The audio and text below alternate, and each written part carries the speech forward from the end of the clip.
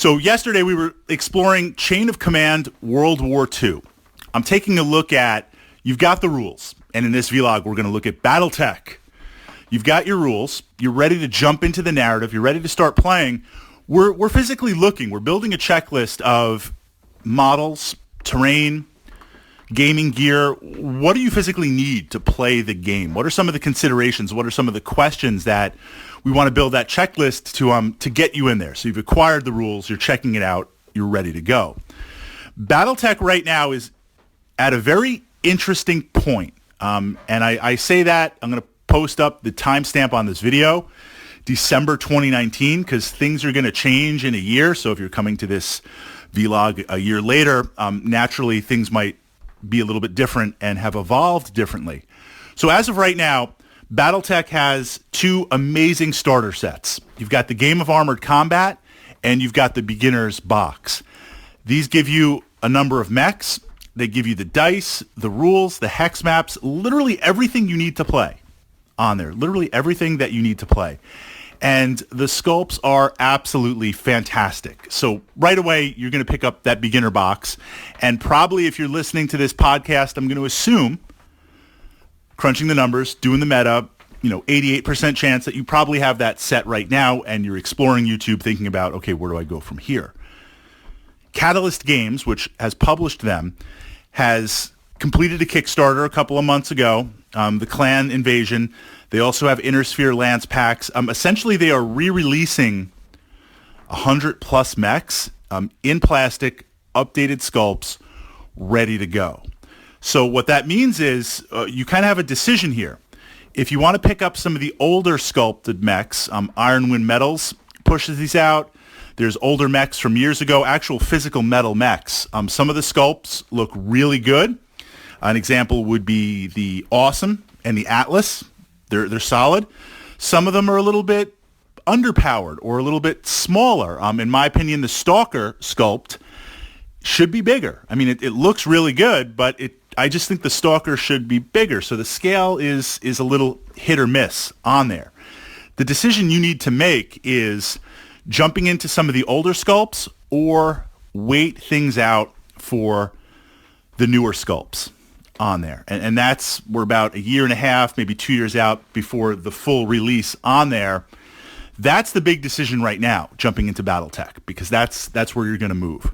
So you're going to need to decide that attack plan. Terrain-wise, now the great thing about Battletech is you can play on a hex map, and I think a lot of us play on the hex map because it makes range and movement and terrain and line of sight. It's 100% binary. Yes or no. Where do you occupy with the hex? That's where you are on there. There's no kind of get behind the miniature and look and kind of see what it is. So that's what a lot of games are going to play. But you want to work on upgrading your hobby because this is a war game. This is a narrative game. You've got the miniatures. It's kind of nice to have the option to play on a traditional wargaming table. Remove the hexes, or you can even put terrain on your hex maps, but start looking into a basic terrain set, which for Battletech would be some hills, some trees, and some rubble piles out there. How to make those, lots of great tutorials out there. You could go with model scale Z terrain on there, but starting to build up your arsenal while you're playing on your hex maps of building up your terrain. And this is where things get interesting. Most of my Battletech games are played on a much bigger traditional wargaming table. No hexes on there. I sometimes play on the hex maps, but I also have a hybrid where I have on small tokens. They're actually a little bit smaller than average poker chips as a base. And I've modeled on some grass and some trees and some rubble and some hills. And I literally take that token and put it on the hex with the terrain on the hex maps. And it packs into a box, really nice.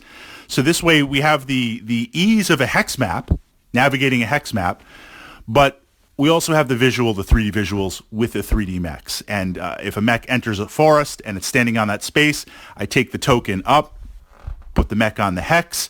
It still says light woods or heavy woods. You kind of know what's going on. That's a good kind of hybrid type system that works really, really well. Eventually, the hardest terrain set, in my opinion, for Battletech, takes a little while to do it, City Tech. Battletech wants a very, very dense city. And I could argue and say you have not been tested as a mech warrior, as a mech commander, until you have fought in a dense city. 2 or 3 or 4 blocks deep, a couple of dozen buildings on there.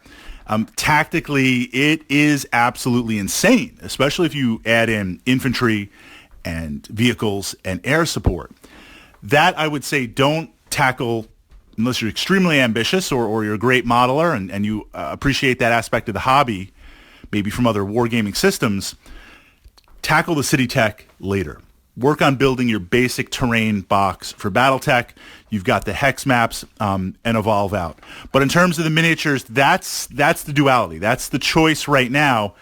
Go into some of the older sculpts or go into the newer sculpts. My recommendation, and I know everyone's got a different budget and different priorities. You've got other gaming systems there kind of vying for your time and attention, or maybe Battletech is only your primary.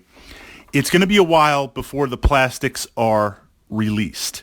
And being a Kickstarter plus being Catalyst, I have full confidence that absolutely they're going to be released. But there's going to be natural delays. There's going to be some production issues. It's going to take a little time. So I would recommend looking at some YouTube videos of various mechs, figure out the mechs that you want to play, and then explore the option for the metal sculpts. So you might say, look, Fritz, I love the Stalker, and I checked out the sculpt. I don't know what you're talking about. It looks great. It looks fantastic. It looks amazing. Then yes, absolutely pick it up. But if you're just looking to build out your collection and collect mechs for the sake of collecting mechs, not that there's anything wrong with that. It is very collectible, very addictive.